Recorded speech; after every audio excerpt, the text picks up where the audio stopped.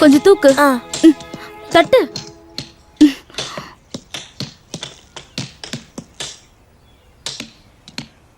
வலது கால் வச்சு வந்ததுக்கே படி உடைஞ்சு போச்சு. கடவுளே, இன்னும் என்னென்னலாம் உடைய போதோ தெரியல. மண்டதான். என்னது? என்ன சொன்னீங்க? இல்ல, நேத்து விழும்போது தலையில அடிபட்டிருக்குன்னு சொல்ல வந்தேன். பரவாயில்ல பரவாயில்ல, அதுக்குள்ளதான் ஒண்ணும் இல்லையே. அதுவும் கரெக்ட் தான். மண்டையிலயும் கொஞ்சம் கள்ளி மண் இருக்கும். என்ன எல்லாரும் சிவப்பு ட்ரெஸ் போட்டுக்கிட்டு அறிவாலும் சுத்தியுமா உட்காந்துருக்கீங்க? நாடகம் ஏதாவது நடிக்க போறீங்களா? நாடகம் தானே. இப்ப இல்ல, சாயந்தரம். கீழே விழுந்ததும் ஐயோ அம்மான்னு கத்துவாங்க. சாயந்தரம் வந்தா பாக்கலாம். டிக்கெட் எல்லாம் ஃப்ரீ தான். இவர் தான் அந்த நடிகன். ஓ, அதுக்கு என்ன, நான் ரெடி. ஆனா இப்ப மனுஷங்க நடிக்கிறதுக்குலாம் மார்க்கெட் இல்லன்னு கேள்விப்பட்டேன். சர்க்கஸ்காரங்க போட்டோவை பார்த்திருக்கல. சர்க்கஸ்ல வித்த காட்டுற எல்லாரும் சிம்பான்சி குரங்குகளை தான் வச்சிருப்பாங்க. நம்ம இடத்துல இந்த குறை இருக்காதுன்னு நினைக்கிறேன்.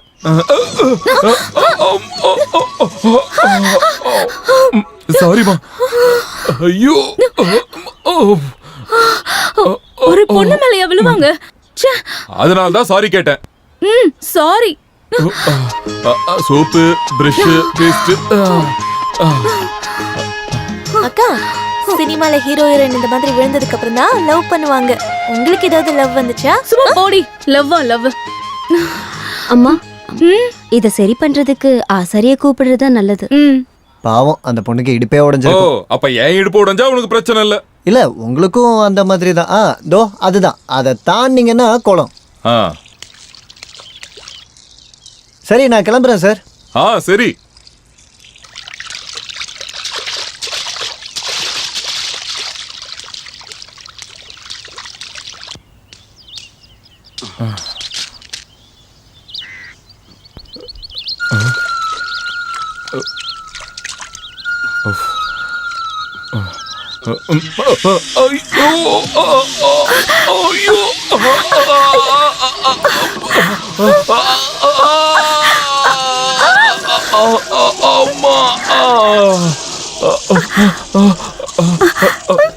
ஐயோ, என்னது?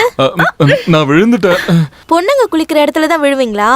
அது தெரிஞ்சுக்கிறதுக்கு முன்னாடி தான் விழுந்துட்டேன். நீங்க விவசாய ஆபீசரா வந்தீங்களா இல்ல விழறதுக்கு வந்தீங்களா?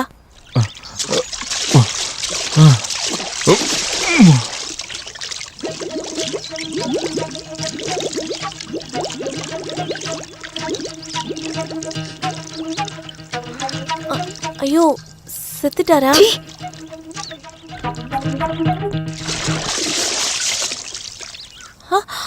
ஐயோ,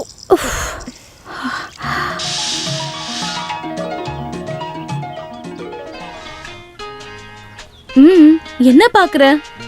என் மேல அவர் வந்து விழுந்ததுக்கு நான் என்ன பண்ணுவேன்? அப்ப அந்த காயத்ரி கேட்டத பாத்தியா? எனக்கு லவ் வந்துருச்சா? அது எப்படி? பாக்க நல்லா இருக்காருல்ல, அதுக்காக மேல வந்து விழுந்தா லவ் பண்ணிடுவாங்களா? எனக்கு அப்படிலாம் ஒண்ணும் இல்ல. நீ போ.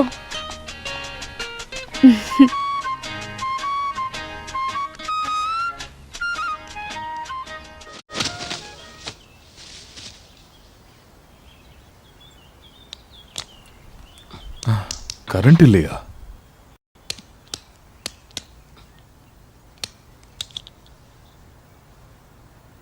ஓ,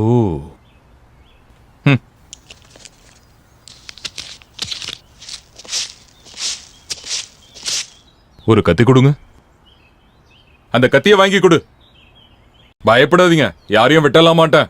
சுவிட்ச் போர்டை சரி பண்றதுக்கு தான். கரண்ட் இல்ல, அப்புறம் எதுக்கு அதை சரி பண்ணணும்? ஓ, அப்போ உங்க ஊர்ல கரண்ட் போனா வரவே வராதா? ஈபி கனெக்ஷன் இருக்கிற வீட்ல வரும்.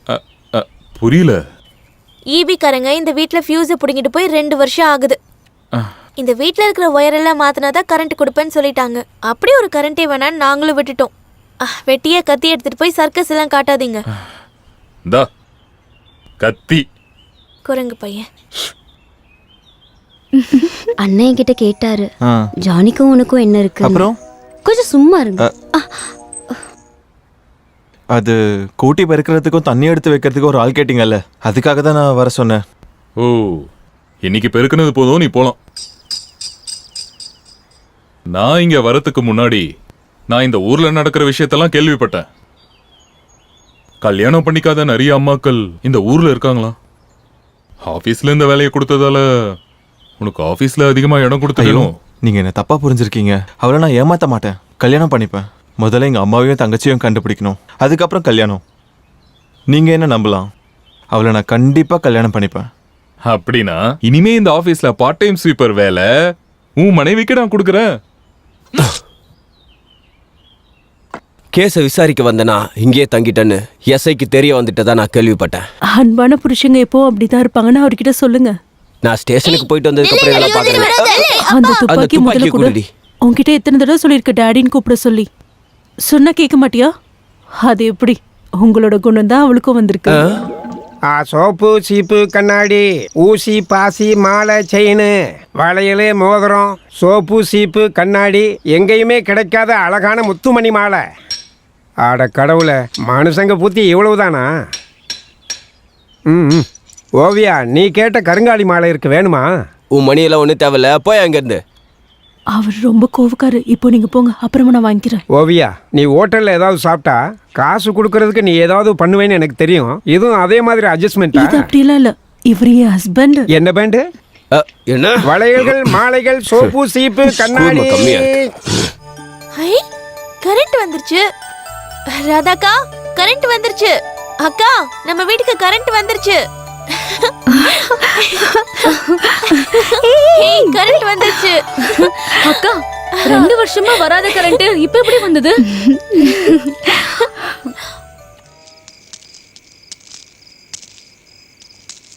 நீங்க நல்ல ஆளு தான் போங்க.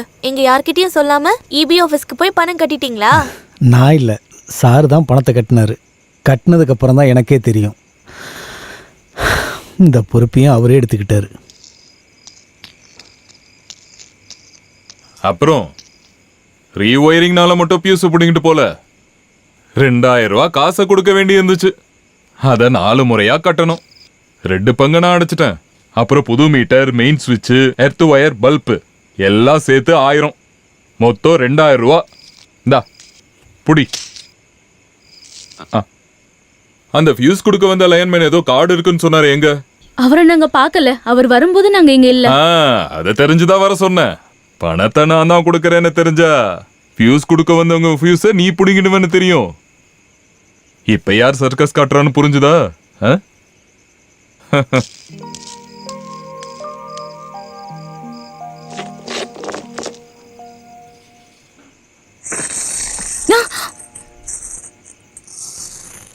$2000 பில்லு கொடுத்தா என்ன?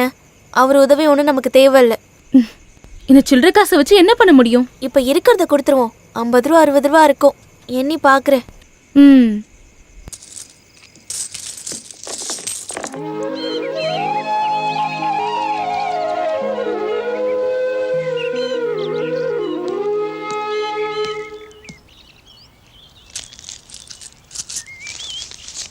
நீங்க இபி ஆஃபீஸில் கொடுத்த பணத்தை கணக்கில் வச்சுக்கோங்க. இதில் 90 ரூபாய் 75 பைசா இருக்கு. மீதியை சீக்கிரமே கொடுத்துருவேன். உங்க உதவி தேவையில்லை.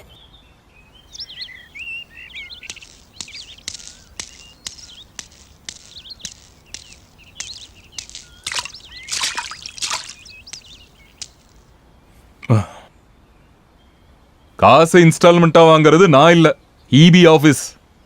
எனக்கு என் பணம் மொத்தமா திரும்பி வரணும். இத புடி. பாத்துக்கிட்டு நிக்காம காசை புடி. உன்கிட்டதான் சொல்லிட்டு இருக்க, காசை புடி.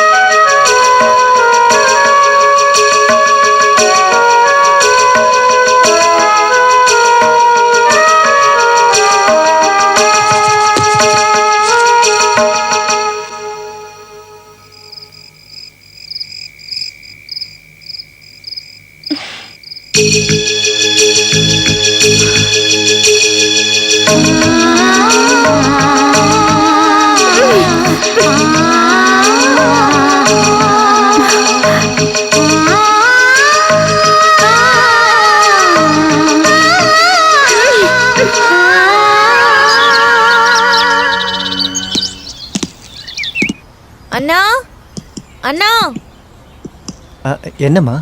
மேல இருக்க அவர்கிட்ட குங்கும புக்கு வாங்கி கொடுங்களேன். அவ்வளோதானா? விடு. அது மேல இருக்கிறவன் திருடனா கொலகாரனான்னு தெரியாம இதெல்லாம் ஏன் கேக்குறீங்க? அப்புறம் மேல இருக்கிறவர் வாங்கின புக்கு மேல இருக்கிறவர் படிக்கிறதுக்கு, வேற யாருக்கும் கொடுக்கறதுக்காகலாம் இல்ல. புரியுதா? வா. கவலைப்படாதீங்க, சும்மா தான் சொல்றாரு. வருத்தப்படுவாங்க சார், பாவம் பிள்ளைங்க. பாவமா? அந்த ராதான்ற பொண்ணு இருக்கால, தலகுணம் பிடிச்ச பொண்ணு. சொன்னதை கேட்டீங்களே, மேல இருக்கிறவரும் எல்லாரும் கூப்பிடுற மாதிரி சாரு அண்ணான்னு கூப்பிட்டா என்ன? பொம்பளை பிள்ளைகளுக்கு அடக்கம் பொறுமை எல்லாம் வேணும்.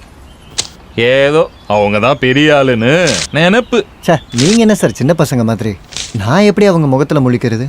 ஓ இல்ல, அவங்க பக்கமும் தப்பு இருக்கு. ஆ.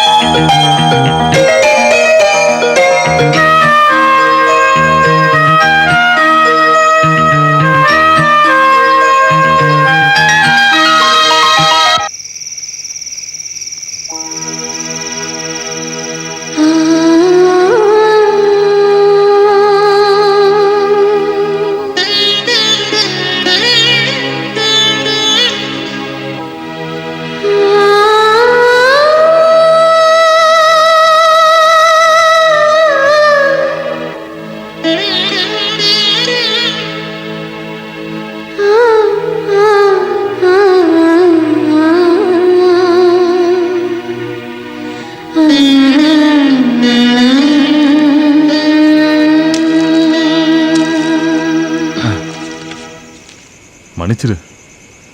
வெளியூர்ல காலேஜ்ல படிச்சுக்கிட்டு இருக்க பூசாரியோட பொண்ணுங்கிறத தவிர்த்து உன்னை பத்தி வேற எதுவும் எனக்கு தெரியாது.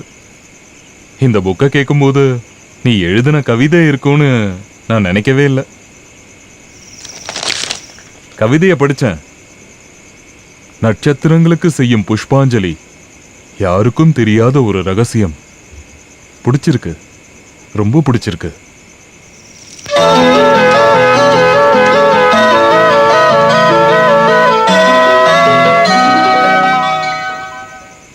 பிள்ளைங்களுக்கும் அம்மா கிட்ட இருக்கிற அதே குணம் தான் வந்திருக்கு. அவளும் வரைகிறது கவிதை எழுதுறதெல்லாம் ரொம்ப நல்லா பண்ணுவா. அவங்க அம்மா எழுதுகிற கவிதையை சின்ன பிள்ளையிலேருந்தே பார்த்துட்ருக்காங்க இல்லையா? படிக்கிற காலத்தில் இந்த விஷயத்தில் ராதாவை விட ஊர்வசி தான் திறமசாலி. ஒரு புக் இருக்குது, எங்களை மாதிரி பூசாரிங்களுக்காகவே இருக்கிற புக்கு தான் அது. அதில் வழக்கமாக அவள் தான் கவிதை எழுதுவா. அப்புறம் கல்யாணம் ஆனதுக்கப்புறம் எல்லாம் போயிருச்சு.